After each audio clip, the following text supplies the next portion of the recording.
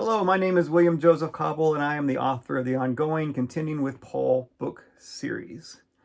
I am coming to you on a Sunday. It is December 7th, 2025, because book 4 in my series will release on December 10th. That is Wednesday. I have submitted the final edits to book 4.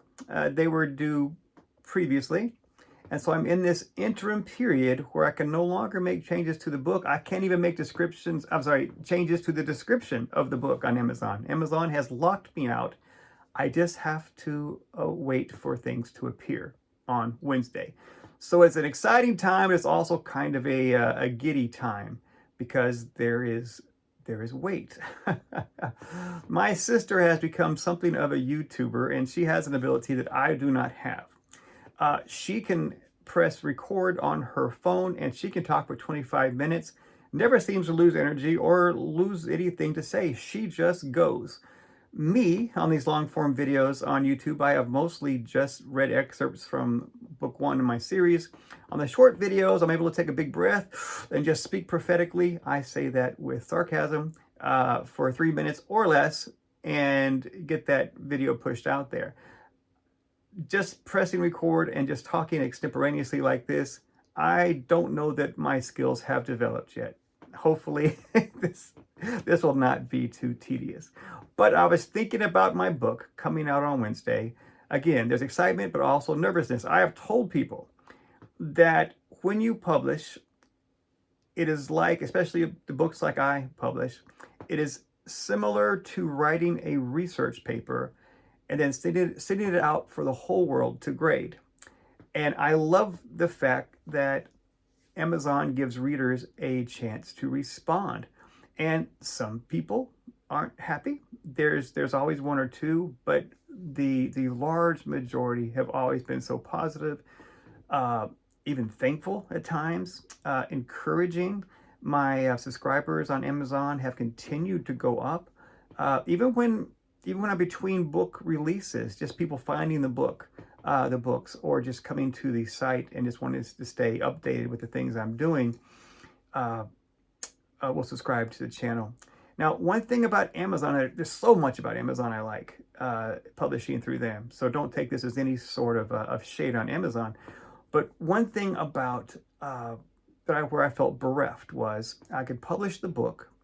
A reader could do a very intricate review and post it, but I could not respond to the review. If it was really, really good, I couldn't say thank you. If it was bad, I could still say thank you. Sometimes the people who have posted the negative reviews, I can tell they've missed something or maybe misinterpreted something.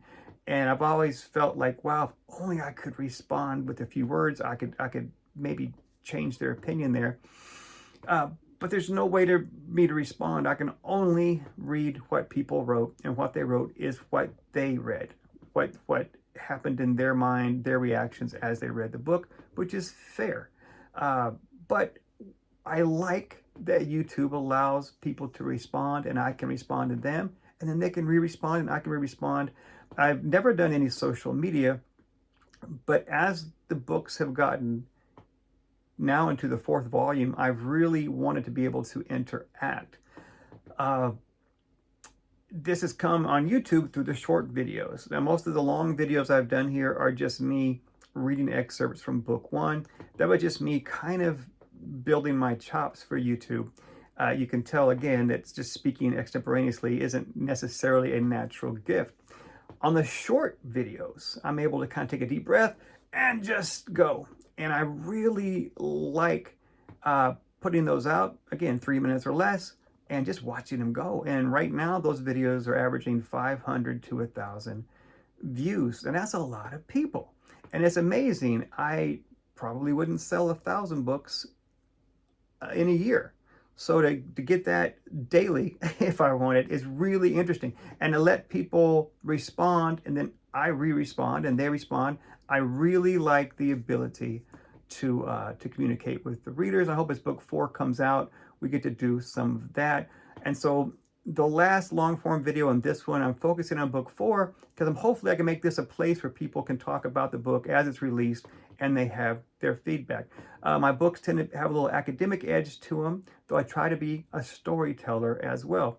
Maybe not book two. In book two, I was more of a like investigative reporter. It was more of a detective story. There was questions raised about Paul's letters. Short story there is that scholars since the 1800s have disputed 6 of them. Well, what's the evidence? What's their cause for doing so? Let's kind of get to the bottom of it.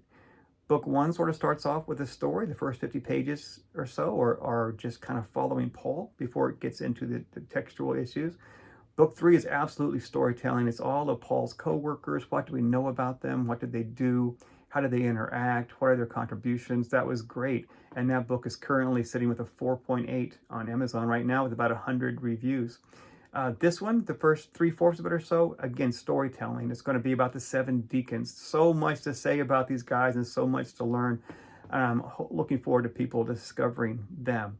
The last fourth becomes more of a somewhat academic examination or re-examination of the book of Acts, because that's where the story of the 7 are housed. And as I talk about the 7 in that section, I also mention applicable situations, issues with the discussions of Paul and Peter. But anyway, we'll see what happens Wednesday. I got to tell you this. The book has done so well on pre-order. On book 3, I set a brand new record for pre-orders prior to the book going live. Book 4 has doubled that number of pre-orders plus 4. Which is a good sign. There's interest there. Now, I hope I don't disappoint you. But it's great to see people lining up to get it on the first day. And the way Amazon does that is it's not that all of these pre-orders hit as all these sales on the 10th. They start counting as sales during the pre-order, which has led to something neat. This book, even though it has not been published yet, has already hit 4 #1 new release titles just from the purchases of the pre-orders. It's Christian, let me think what it was. Religious Studies, History, Christian Education, History of Religions, and I think Christian Bible, History, and Culture. I've got it on the description on the Amazon page, but 4 #1 new release titles already. And who knows what happens after Wednesday. Maybe we'll hit some #1 bestseller. So far, every book has hit something in some country. It's hit a #1 in at least in some category in some country. None have just fallen flat on their face. Hopefully this will not be an exception. And I say that not to say, I hope I sell a bunch of books. There's really not a lot of money to be made in my little niche. And I'm still not a well-known guy. A lot of the money earned from the book goes right back into running YouTube ads and things like that. Not YouTube ads, Amazon ads, things like that. So it's not a profit-making venture for me. I just really like to think I have something to say and to watch it go out. And what kind of world are we in right now where someone like me can sit down at a desk in his home, type on a computer, and write things that somebody on the other side of the world is going to read? I have reviews from India, Italy, Spain, Germany, Australia, Canada. I am missing a bunch, but Netherlands, but non-English speaking countries. Well, countries where English isn't the primary language, they're still finding the books. That's just amazing to me, and especially when they tell me the books have meant something to them, that it's helped them or educated them or increased their understanding. And several people, I was really worried how book 1 would be taken. I never mean any of these books to be contrary to faith, but sometimes if people hear something that's not quite the way they've always heard it, they take it as an attack. But even book 1 in the initial reviews, people were saying this helped my walk. That being said, the books are made for Christians and non-Christian, scholars and non-scholars, and I feel like it's been successful in appealing to all of these. Book 4, for instance, if you're just in it for kind of the Sunday school lesson, what can we learn about these guys? How can we uh, emulate what they did? The first 3/4 of the book, absolutely there for you. If you're more about, I like to deconstruct the Bible a little bit, let's get into the minds of these New Testament authors. What are the ways they told their stories? What can we track through their writings about their techniques and such? That'll be the last fourth of the book. It's both there. Both things are there in one book for people, but there's not a hard seam in between. You can go from one to the other, and one doesn't have to contradict the other. I've said my early books would, when people have asked me to describe them, I would say it could be a supplemental reader for a college intro to the New Testament book. It's information there that helps a person begin to look at their faith academically. And there's really nothing wrong with that as long as you're in good hands. Sometimes taking a step back and looking for the trends. Matthew always does this. Mark always does this. Luke has this peculiar thing here. It really helps you to understand the story the New Testament writers are telling, helps you understand the environment they're living in, help you understand the communities they're writing to, and of course, it helps you understand their message. What are they trying to say? Each one of these guys has a little different spin, a little different interpretation.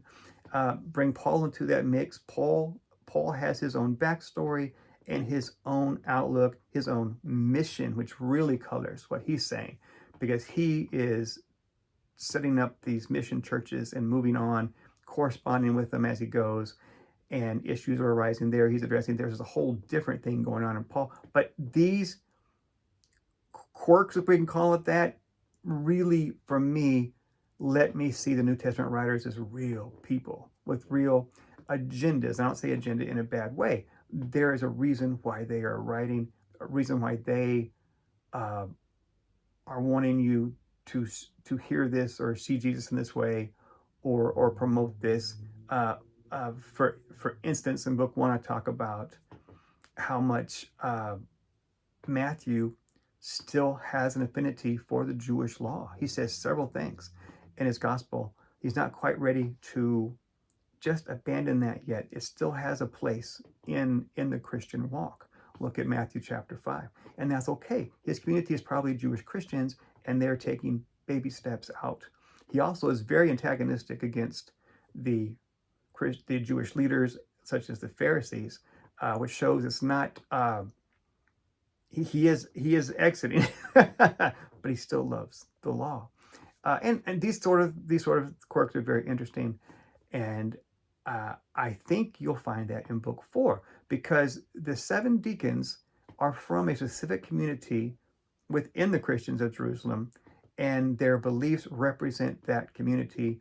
A quick thing I can say without spoiling the plot: the Judean Jews and those like the apostles who migrated down from Galilee, they're going to have a certain opinion of the Jewish temple, right? Their faith has been centered on that temple. The festivals, they're supposed to come 3 times a year for different festivals. And this is a part of their faith. The Hellenist Jews, which later become Hellenist Christians once they convert, they've come from other parts of the Roman Empire. They're still Jewish now. Look, they're still Christian by conviction. But that temple in Jerusalem is not going to hold the same awe for them as it does the people who were raised in its shadow, that know its lore and its spectacle. And I make the comparison in the book of maybe a rural, very, very destitute Roman Catholic in South America seeing St. Peter's in Rome for the first time. It may just look like spectacle and a structure built by human hands. Look at all the money this took. This could have fed my whole village. See how they got the same faith as a person who grew up in Italy, but that St. Peter's might just strike them differently. Same with the temple. And seeing the different groups with their different interests. Uh, to me, it's very interesting and really colors the story. So I will stop talking there. But I feel that I might come back on YouTube and put another video or two before the book release, because I can't touch the book right now. Whatever I've submitted is locked. I can't make any alterations at this point. No edits. YouTube has said hands off until after release. So I really have no other outlet right now. By the way, one thing I love about YouTube, and let me in, I'm sorry, one thing I love about Amazon, and let me leave with a compliment to them, is because they are either through Kindle, you download books, or they're print on demand, the hardcover and paperback when a customer orders. Because they print on demand or download, once the book is live, the author can go in and make small changes. At any point, if I found a typo, if I say, you know what, that word show would really sound better as reveal, I can make that change and I can upload it. So those of you who download the Kindle versions of my books, keep an eye on it, because who knows, I might make another pass through that book or through a passage or working on another book, jogs my thinking on something. I may come back and make a little change here and there. So keep a look on your Kindle and look and see if there's ever any updates that you just need to implement and get the most current version of that. I think that's all I had to say right now. It was good to speak about book 4.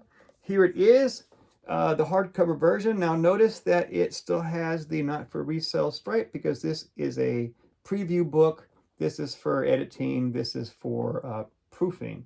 It is continuing with Paul 4, the book of Acts, and the calling of the 7 deacons. And there's a guy on the back here that looks a lot like me. I'll tell you a quick joke. My daughter took this picture and I said, make me look really, really smart. She's not a miracle worker. She did her best. But in my